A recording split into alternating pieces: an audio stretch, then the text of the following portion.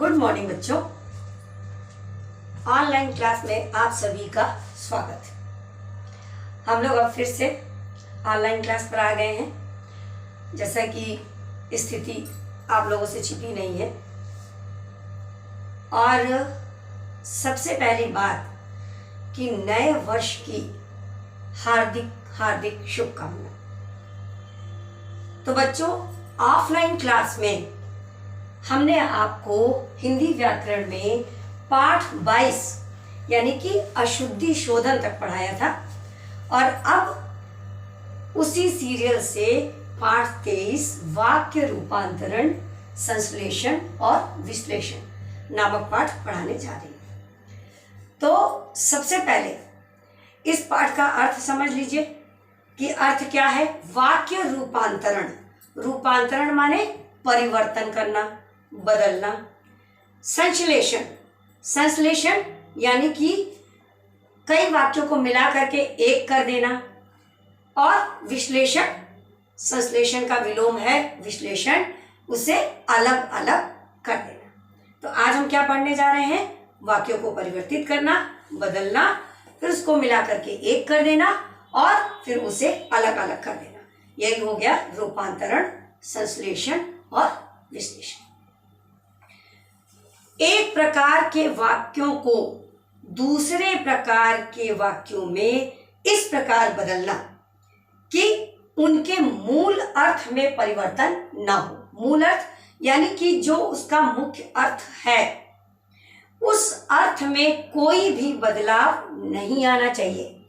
इस प्रकार से उसे बदले, एक वाक्य को दूसरे वाक्य में इस प्रकार बदले कि जो उसका मुख्य अर्थ है उसमें किसी भी प्रकार का कोई परिवर्तन न आए, और वही कहलाता है वाक्य रूपांतरण। ठीक है, तो वाक्य रूपांतरण क्या है? वाक्य रूपांतरण, देखिए बहुत ध्यान से इस जो है पाठ को देखिएगा। वाक्य रूपांतरण क्या है? एक वाक्य को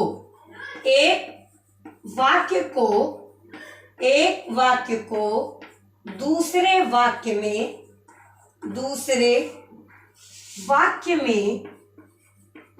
है ना, इस प्रकार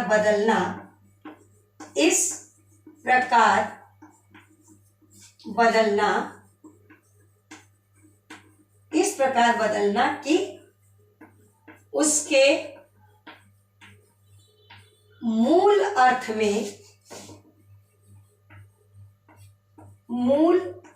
में कोई परिवर्तन न आए। कोई परिवर्तन न आए, उसे क्या कहते हैं? उसे वाक्य रूपांतरण कहा जाता है। ठीक, समझ में आ गया आपको? उसे हम कहते हैं वाक्य रूपांतरण। ठीक है बच्चों, ये क्लियर हो गया आपको कि वाक्य रूपांतरण क्या है? एक वाक्य को दूसरे वाक्य में इस प्रकार बदलना कि उसके मूल अर्थ में, उसके मुख्य अर्थ में कोई भी परिवर्तन ना आए, वो जैसा था वो अपने ही रूप में रहे, तो वह कहलाता है वाक्य रूपांतरण। अब हम आपको बताने जा रहे हैं कि वाक्य रूपांतरण के कितने आधार हैं। इन शब्दों से आप भली भांति परिचित हैं। आपने जो पिछला पाठ पढ़ा है उस पाठ में आप इसको पढ़ चुके हैं, है ना। तो वाक्य को कितने आधारों पर बदला जा सकता है? वाक्य के कितने आधार हैं? वाक्य के 3 आधार है ना। वाक्य के कितने आधार हैं? वाक्य के 3 आधार। अब देखिएगा, जैसे हम लिखेंगे ब्लैक बोर्ड पे, आपको अच्छे से समझ में आ जाएगा। वाक्य के 3 आधार है ना। वाक्य के 3 आधार हैं। कौन कौन से? देखिए, नंबर 1 आपका हो जाता है अर्थ की दृष्टि से। ठीक, याद आ गया आपको? आपने पढ़ा है इसको। ठीक है, अर्थ की दृष्टि से। बहुत ध्यान से बच्चों पढ़िएगा, इसको वीडियो को देखिएगा। ये नहीं सोचिएगा कि ये वीडियो है इसको हम ठीक से ना देखें। ठीक, जैसे आप क्लास में सावधान हो करके अच्छे से पढ़ते थे वैसे ही वीडियो भी आप देखिएगा। तो पहला क्या हो जाता है अर्थ की दृष्टि से, दूसरा हो गया रचना की दृष्टि से, ठीक, दूसरा क्या हो गया रचना की दृष्टि से, और तीसरा हो जाएगा आपका वाच्य परिवर्तन। ठीक है, इन तीनों में से आपने वाच्य परिवर्तन अभी ठीक से नहीं पढ़ा है, तो तीसरा आपका हो गया वाच्य परिवर्तन। कितने आधार हो गए वाक्य के? 3 आधार हो गए। कौन कौन से? अर्थ की दृष्टि से हो गया, रचना की दृष्टि से हो गया, और फिर हो गया वाच्य परिवर्तन।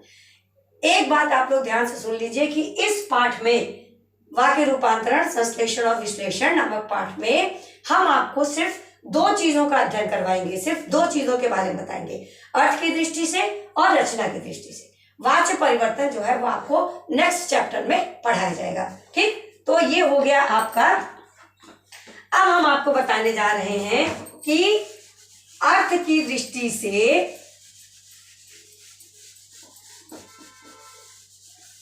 ठीक है, अब ये देखिए आप कि जो है ये हो जाएगा। अब देखिए अर्थ की दृष्टि से वाक्य रूपांतरण, हमने आपको वाक्य के 3 आधार बताए थे इसके पहले, अर्थ की दृष्टि से, रचना की दृष्टि से और वाच्य परिवर्तन। तो इस पाठ में हम आपको सिर्फ अर्थ की दृष्टि से और रचना की दृष्टि से, इन 2 दृष्टि से जो है आपको अध्ययन करवाएंगे। बाकी वाच्य परिवर्तन जो है आपको नेक्स्ट चैप्टर में पढ़ाया जाएगा। तो अब देखिएगा जो नंबर 1 था, क्या था? अर्थ की दृष्टि से वाक्य रूपांतरण। अब देखिए अर्थ की दृष्टि से वाक्य रूपांतरण किस प्रकार हम कर सकते हैं। अर्थ की दृष्टि से वाक्य का रूपांतरण, यानी अर्थ की दृष्टि से हम वाक्य का परिवर्तन किस प्रकार करेंगे, यह हम आपको बताने जा रहे हैं। सबसे पहले अर्थ की दृष्टि से वाक्य कितने प्रकार के होते हैं पढ़ा है आप लोगों ने, ठीक, कितने प्रकार के होते हैं याद है आपको? अर्थ की दृष्टि से वाक्य 8 प्रकार के होते हैं। कौन कौन से? नंबर 1 विधिवाचक, ठीक, मेरे साथ बोलिए, विधिवाचक, निषेधवाचक, प्रश्नवाचक, संदेहवाचक, संकेतवाचक, विस्मयादिवाचक, आज्ञावाचक और इच्छावाचक। ये 8 हो गए आपके, है ना, हमने पढ़ाया है आपको बच्चों। पहला हो जाएगा विधिवाचक, दूसरा हो जाएगा निषेधवाचक, तीसरा हो जाएगा प्रश्नवाचक, चौथा हो जाएगा संदेहवाचक, और 5वां हो गया संकेतवाचक, और छठा हो गया विस्मयादिवाचक, फिर 7वां हो गया आज्ञावाचक और इच्छावाचक। ये चाहे आप क्रम से कहें चाहे जैसे, मतलब 8 अर्थ की दृष्टि से हो जाते हैं। ठीक है, अब देखिए पहला आपका हो गया, कौन सा हमने बताया आपको? विधिवाचक। पहला आपका हमने बता दिया विधिवाचक वाक्य, ठीक। फिर दूसरा हमने आपको बताया निषेधवाचक वाक्य, निषेधवाचक वाक्य, ये हो गया आपका दूसरा निषेधवाचक वाक्य हो गया। और तीसरा आपका हो जाता है प्रश्नवाचक वाक्य, ठीक है, तीसरा हो गया प्रश्नवाचक वाक्य। चौथा हो गया आपका आज्ञावाचक। ध्यान से बिल्कुल इस चीज को, इसको याद कर लीजिए अच्छे से। अर्थ की दृष्टि से 8 भेद, कौन कौन से? विधिवाचक, निषेधवाचक, प्रश्नवाचक, आज्ञावाचक। फिर 5वां हो गया आपका संदेहवाचक, ठीक है, संदेहवाचक, ब्लैक बोर्ड पे ध्यान से देखिए। फिर छठा आपका हो जाता है इच्छावाचक, इच्छावाचक, ठीक। 7वां आपका हो गया संकेतवाचक। संदेह और संकेत दोनों अलग अलग चीजें हैं, संकेतवाचक, ठीक। फिर आपका हो जाता है कौन सा? विस्मयादिवाचक, विस्मयादिवाचक। ये हो गए आपके 8 तरीके से जो है हम विस्मयादिवाचक, ये हो गया 8 तरीके से अर्थ की दृष्टि से, ठीक है। अब देखिए विधिवाचक। विधिवाचक हमने पहले भी आपको बताया है, विधिवाचक यानी सामान्य वाक्य। जो सीधे सीधे बिल्कुल है ना, कि इसमें जो है सामान्य वाक्य जो होता है वह विधिवाचक वाक्य कहलाता है। अब विधिवाचक जैसे रीता खेलती है ना, सीधा सीधा सा वाक्य हो गया, ये हो गया आपका विधिवाचक। दूसरा आपका आ जाता है निषेधवाचक, जिसमें निषेध यानी कि नकारात्मक, जिसमें हम ये देख लेते हैं कि किसी भी काम को अगर कहीं भी कोई शब्द नहीं या ना जैसे शब्दों का प्रयोग हो जाता है तब वहां पर वह कहलाता है निषेधवाचक वाक्य। जैसे आज मैं स्कूल नहीं जाऊंगा, ठीक, मैं दोस्तों के साथ नहीं खेलूंगा, मैं खाना नहीं खाऊंगा। जहां पर नहीं या ना आदि शब्दों का प्रयोग हो वह कहलाता है निषेधवाचक वाक्य। फिर आपका आता है प्रश्नवाचक, जहां पर प्रश्न पूछा जाए, है ना। जैसे कि अगर हम पूछते हैं कि आप किस क्लास में पढ़ते हैं, तुम्हारे पिताजी का क्या नाम है, ठीक, तो ये हो जाता है प्रश्नवाचक वाक्य। फिर आपका आता है संदेहवाचक वाक्य, किसी काम को होने में संदेह हो, जैसे शायद पिताजी घर आ गए होंगे, संभवतः आज बारिश होगी, तो यह हो गया संदेहवाचक वाक्य। फिर आपका आ जाता है संकेतवाचक वाक्य, जब हम बोलते हैं या किसी भी विषय में बात करते हैं और किसी दूसरे की तरफ इशारा करते हैं। यदि हमारा मित्र घर आएगा तो मैं बाजार जाऊंगा। संकेत किधर की तरफ हुआ? मित्र की तरफ, है ना। यदि हमारा मित्र आए, अगर मित्र नहीं आएगा तो मैं नहीं जाऊंगा, तो संकेत किधर हो गया? मित्र की तरफ हुआ कि यदि हमारा मित्र आज आएगा तो मैं जाऊंगा, तो ये हो गया संकेतवाचक, ठीक। विस्मयादिवाचक। फिर बच्चों आ जाता है आपका आज्ञावाचक। आज्ञावाचक वाक्य यानी कि हम किसी को ऑर्डर देते हैं, है ना, जाओ हमारे लिए एक गिलास पानी ले आओ, या अभी रूम से बाहर निकल जाओ। तो इस तरीके के जो शब्द है ना वो होते हैं आज्ञा। किसी को हम ऑर्डर देते हैं, तुम जल्दी से ये काम कर दो, ये अब कल से दिखाई मत देना, एक ऑर्डर देना, वह हो जाता है आज्ञावाचक वाक्य। फिर उसके बाद जो है आपका आ जाता है संदेहवाचक। हमने आपको बता दिया है कि क्या आता है, कि जहां शायद और संभवतः का प्रयोग हो। फिर आपका आ जाता है इच्छावाचक वाक्य, यानी कि हम कोई डिजायर, जैसे इच्छा समझते हैं कि मान लिया हमने कोई इच्छा किया कि काश अगर आज हमारा मित्र होता तो हमारे साथ ऐसी समस्याएं ना होती, है ना, काश मौसम आज बहुत अच्छा हो। तो इस तरीके के जो हम इच्छा करते हैं वह हो गया आपका इच्छावाचक वाक्य। फिर आपका आ जाता है संकेतवाचक। हमने आपको बता ही दिया था, क्या बताया था, कि अगर किसी दूसरे की तरफ संकेत करता है, कि जैसे अगर मान लिया सचिन क्रिकेट खेलता तो इंडिया जीत जाती, तो इस तरीके से किसकी तरफ संकेत हुआ? सचिन की तरफ, है ना। फिर आपका आ जाता है विस्मयादिवाचक वाक्य। विस्मयादिवाचक हर्ष, शोक, घृणा, दुख, भय, ये सब सारी चीजें, ये विस्मय यानी जो हमें आश्चर्यचकित कर देती हैं, वह हो जाता है विस्मयादिवाचक वाक्य। समझ में आया? मैं फिर से एक बार जो है एक्सप्लेन कर दे रही हूँ। क्या है? विधिवाचक वाक्य यानी जो सामान्य वाक्य होते हैं। निषेधवाचक वाक्य जिसमें नहीं या ना आदि शब्दों का प्रयोग होता है, ठीक।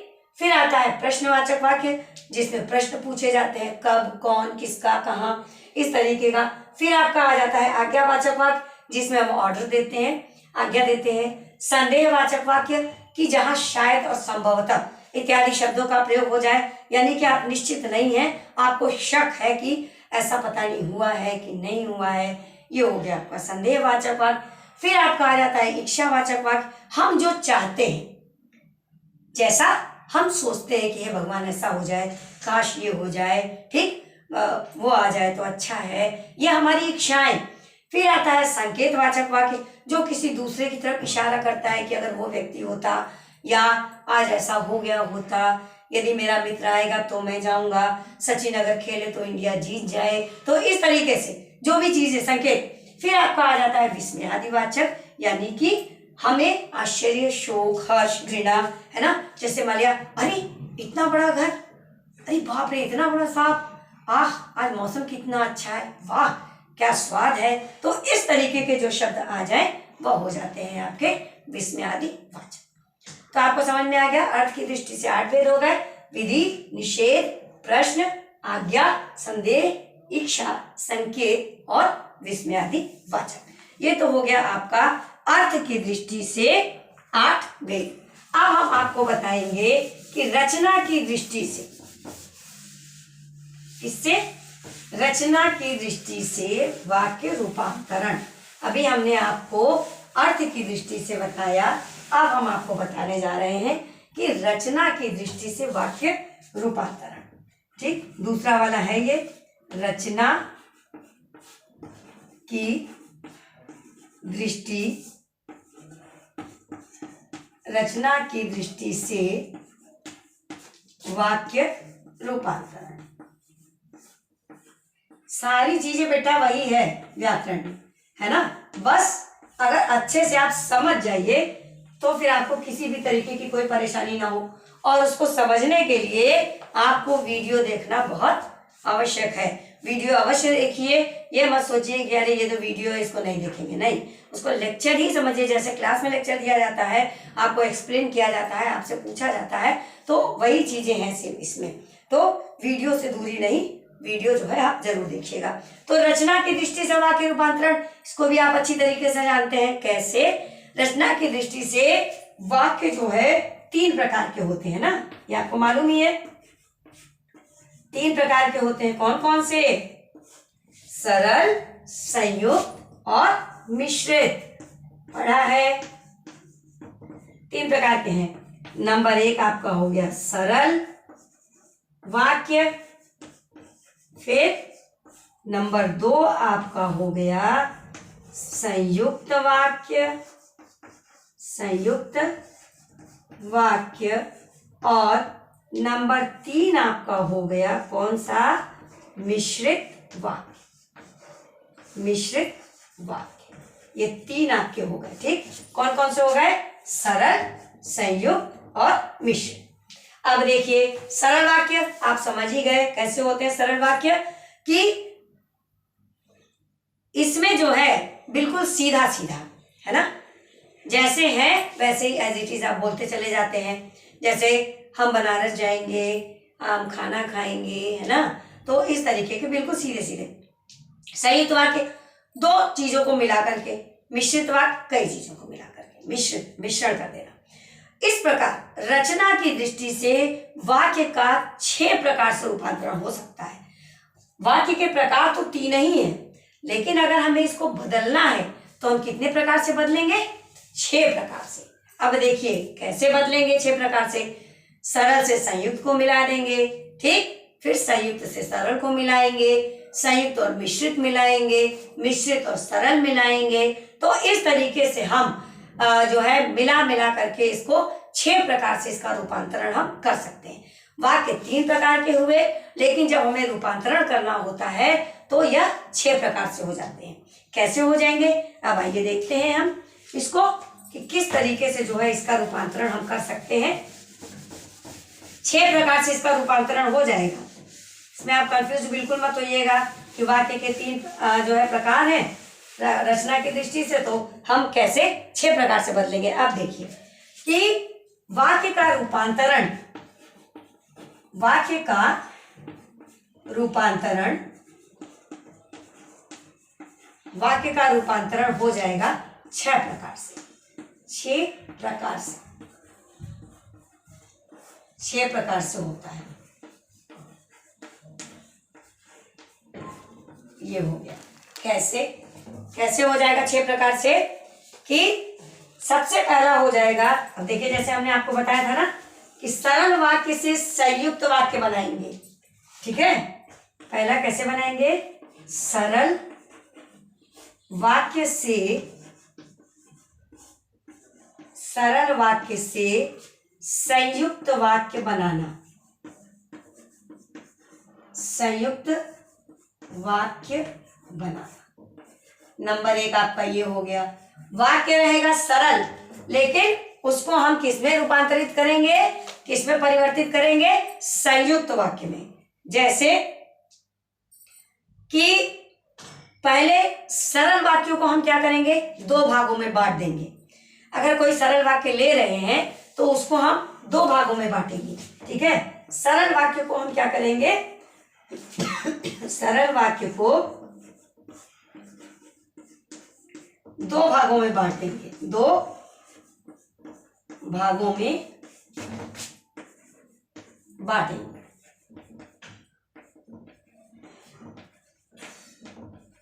एक आपने सरल वाक्य ले लिया, ठीक, फिर उसको आपने क्या किया, दो भागों में विभाजित कर दिया। जैसे वह बाजार से आकर, वह बाजार से आकर